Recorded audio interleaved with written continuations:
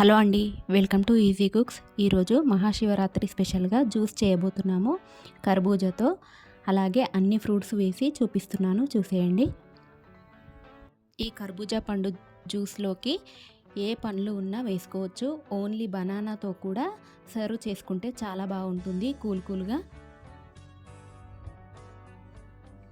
ఈ కర్బూజా పండును ఇలాగా చెక్కు తీసి ముక్కలుగా కట్ చేసుకొని జ్యూసర్లో వేసుకోవాలి. ఇలాగా అన్నీ కూడా ఒక 2 పండ్ల వరకు తీసుకున్నాను నేను ఇక్కడ. ఇలాగా అన్ని ముక్కలుగా కట్ చేసుకొని 1 కప్పు వరకు షుగర్ వేసుకోవాలి.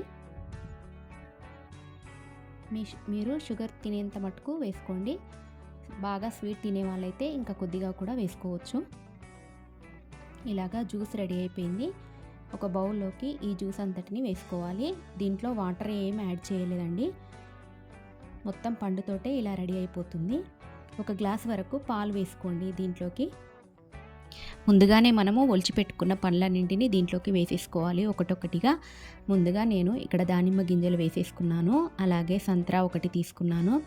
ఇలాగా చిన్న చిన్న ముక్కలుగా కొన్ని, అలాగే కొద్దిగా అలాగే పండ్లను కూడా వేసేసుకున్నాను. గ్రేప్స్ని, బ్లాక్ గ్రేప్స్, గ్రీన్ గ్రేప్స్, అలాగే 1 పండు వరకు యాపిల్ వేసుకున్నాను. ఒక 2 బనానాల వరకు వేసుకున్నాను. వీటన్నింటినీ ఇలాగా మిక్స్ చేసుకోవాలి. ఇలాగా మిక్స్ చేసుకొని మనం ఫ్రిడ్జ్లో ఒక 2 గంటల పాటు మనం అలాగే వదిలేస్తే చాలా కూల్గా మంచిగా అవుతుంది.